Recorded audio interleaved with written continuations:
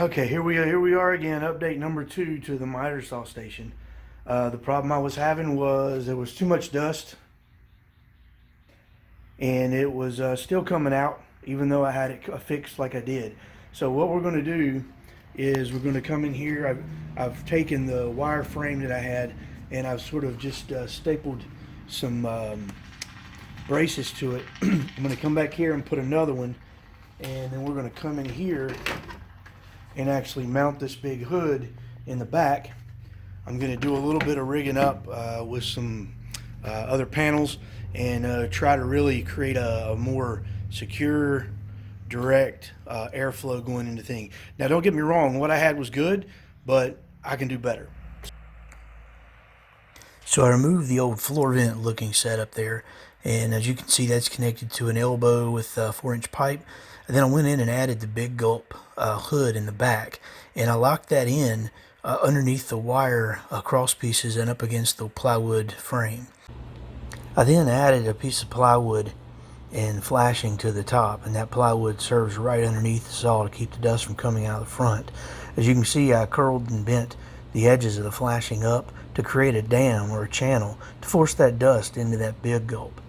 As Bart Simpson says, get bent, man.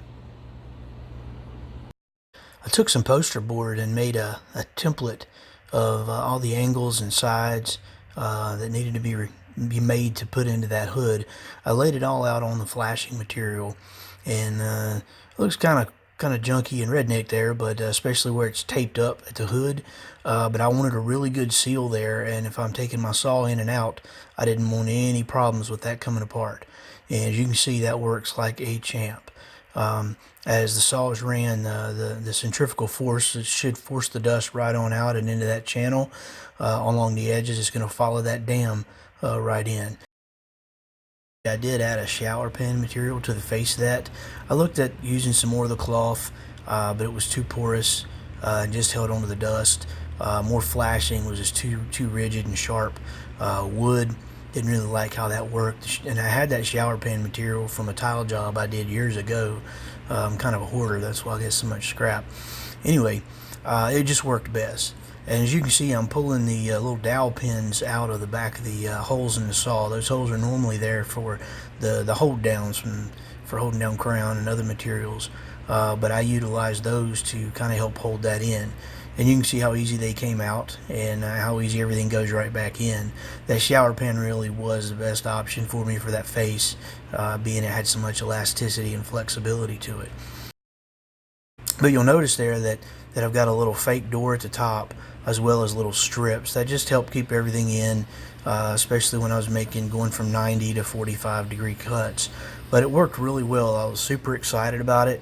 Whether I'm at 90 or either 45, either direction, all the dust was being taken in. And you can see it does work real well.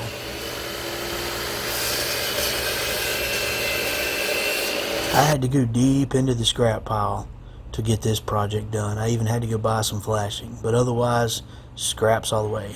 Well, as you can see, this was a little bit of work. It was a 2-cheer one day, but well worth it. And I really like how it came out. It collects the dust real well, keeps everything contained and not spitting back out on me, which means I can have projects drying with finish and still make some cuts and get preparation for my next project. So anyway, hope you like it. If you got any questions, suggestions, or complaints, leave me a message below. Until then, anyway, this is Crisscross Crafts. See you next time.